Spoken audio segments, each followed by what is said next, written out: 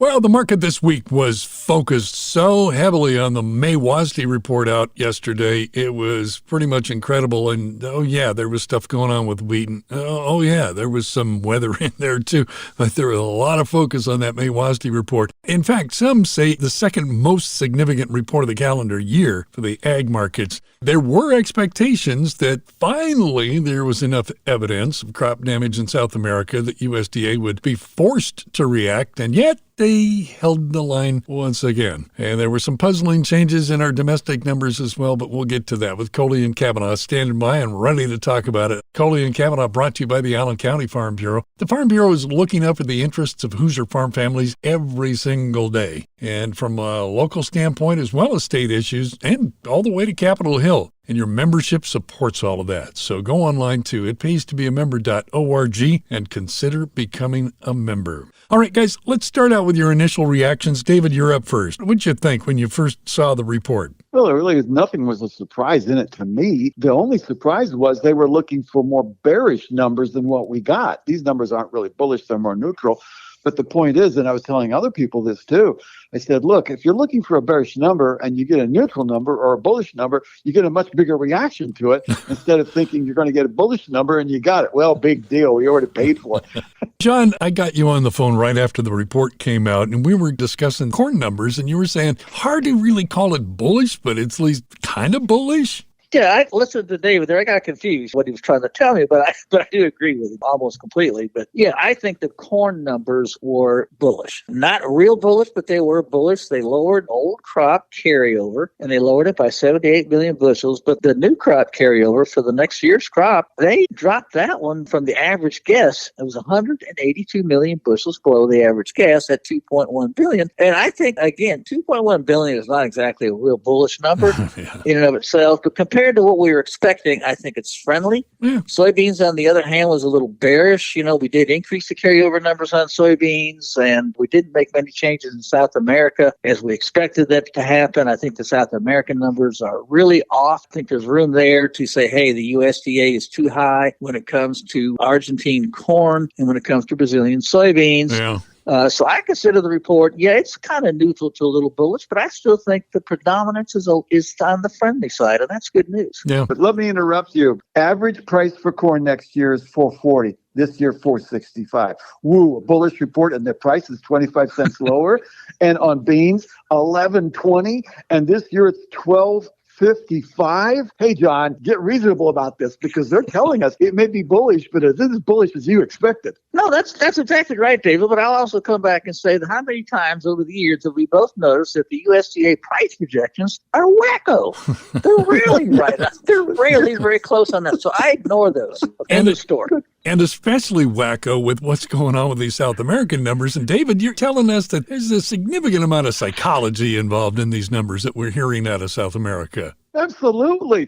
Watch the mob theory or crowd theory. And it's the way people are going right now. And, they've sold themselves short, especially the funds, so badly that there's an awful lot of buying potential in this market because how do you get out of a sold position that you haven't bought yet? You have to buy it back. And that's the thing with this. With the funds at a record short position, at some point, they're going to have to decide, well, I'll just get out of what I got, but not go long. Well, yeah, you look what you'll do to the market. Look what's happened to it recently, especially when you look at wheat market. It's been coming alive because of weather problems, and corn and beans have to follow along because it's weather, folks, and you got to watch it. And boy, there's a bunch of weather going on in South America right now. You're taking a look at Argentina and the issues that they've had with that stunt disease. The Argentine corn harvest is only 23% complete. So the jury is still out regarding the amount of damage from the stunt disease. And then when you turn to Brazil, that crop's been underwater. I mean, that flooding has really become significant. And they're talking about losing several thousand acres, maybe even millions. So really difficult when you got that much, making that kind of a difference on those crops down there.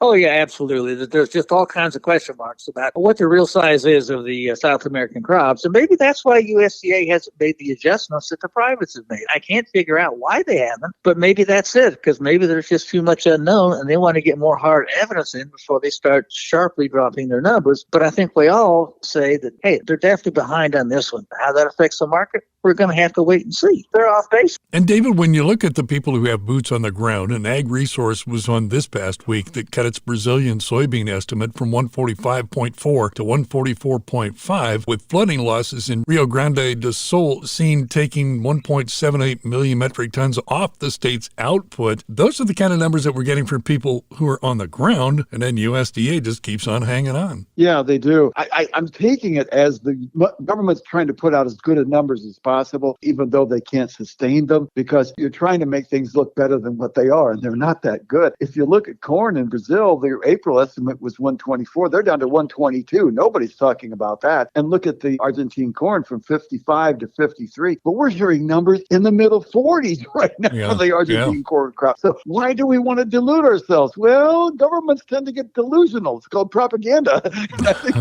We could talk about South America all day long, but John, what did you make of the United States ending stocks and all of the other numbers coming out in terms of domestic? Because we're talking about feed, we're talking about ethanol, and there are some question marks there as well. No, there most certainly are. But as far as the stocks come out, they lowered the projected stocks of corn in the U.S. and they raised the carryover for next year from expectations on soybeans. And the bottom line is we're looking at still a carryover on corn of over $2 billion and a carryover on soybeans that's apparently going to exceed $440 million. All I can say is that's adequate, plentiful supplies if we have normal weather. So we come right back to square one. What really counts here? What kind of a crop are we going to grow this summer? And are we ever going to get it planted? Yeah. The planting is starting to fall behind, but of course I'm blinded a little bit by my local market, which is, falling way behind. The state of Indiana is falling behind, but we are making some progress and we're getting there. And the weather forecast, David, I keep hearing that it's going to get drier. Is that still the case or not? Because that's becoming very crucial right now, especially for our market. Now we're changing over from El Nino to La Nina, and that's going to be making cooler and wetter weather, especially in the fall and the winter. And if it starts in the summer, like they're saying, it could cause us not to be so hot next summer,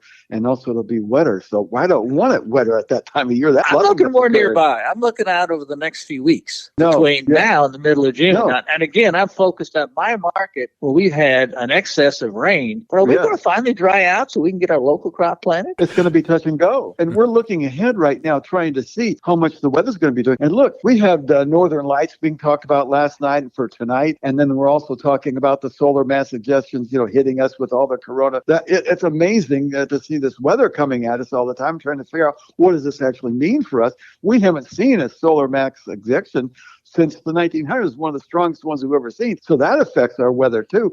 No, the La Nina was a fizzle. It really didn't make that much of a difference because it was supposed to be hot and dry this summer. And if it goes to La Nina, like now people are predicting, then it's going to make it cooler and wetter. Well, it said that one is one that we just have to watch it as it unfolds, Real quickly before we move on, any arguments with regard to the numbers that came out for either feed usage or ethanol? Any arguments with those numbers? I'm really pleased with the feed usage because if I'm looking at the numbers for feed usage from 16,727 to 16,9, I'm impressed with that. And then exports from 2150 to 22, even that is a very strong export market for corn. Yes, it is. That's one thing that is encouraging. We are seeing greater use and demand for corn for feed because of cheaper prices. We got to remember how prices have gotten so much cheaper, and that is creating demand, and the export demand continues to float along better than expected.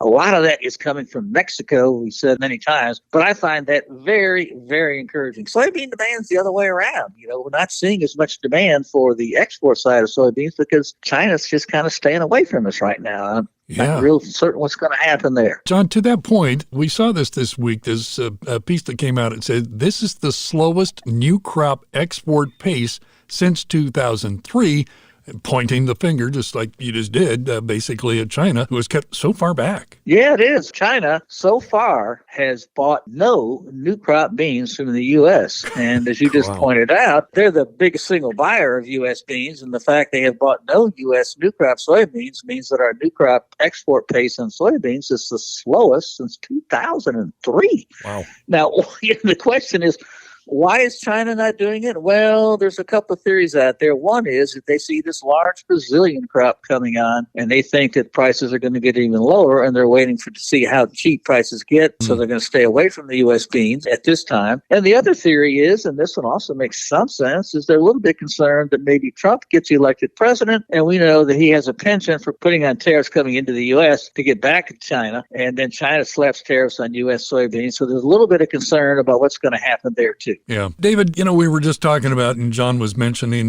we really got to stay as good of friends as possible with Mexico because they're buying a lot of our stuff. So let's take a look at what's going on with livestock this week, because Mexico has been a really good buyer of our pork in recent days. Yeah, they sure have. And it's really something to see this happening every week and seeing it going on.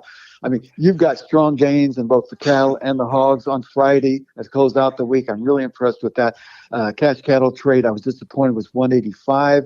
On a major packer buying with offers were 186 to 187. The market for the cash cattle is a little bit slow, but the beef market's holding up very, very tightly, which is good news for it's underpinning the cattle market.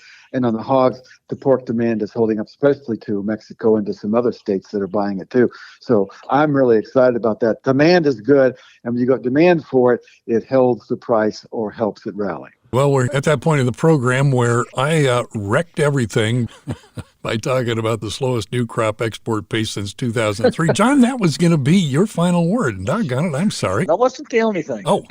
There's another issue out there. It has nothing to do with the grain markets, but it has to do with the politics about what's going on. And it has to do, again, oh my gosh, China. Can we ever stop talking about China? Doubtful. But I find it very interesting that the Biden administration is apparently getting ready to put tariffs on the importation of Chinese EV vehicles. And it hasn't been done yet, but it sounds like it's going to be done. David, Rod, you know that I'm an advocate for free trade, period. I don't like all these tariffs and things slapped down there. So it's kind of hard for me to come back and say, yes, I support the administration doing that, but don't do it anything with soybeans. Let that one go. Right. Yeah, but who wants an EV made in China? Come on. Well, that's okay. Here's my point. I don't care whether they put a tariff on those EV vehicles or not, because I don't think it's that big of an issue. I just can't see that really selling well in the U.S. I don't care if they are cheaper. I just don't see our people buying that many EV vehicles, period, in the near term. And I certainly don't see them rushing out there to buy Chinese EV vehicles. So I don't think it's that big of an issue. Just my opinion. Kohli and Cavanaugh, made possible each week by support from the Allen County Farm Bureau. Your local county farm bureau supports Indiana agriculture every day, from classroom programs for kids to political action that eliminated the state inheritance tax, and even more recently made an all-out effort to make sure most of the $860 million for Indiana broadband went to Hoosier farm families. Support the Farm Bureau with a membership, and you'll get discounts on cars, computers, and even your next vacation. Go online to itpaystobeamember.org. Podcasts by Federated Media.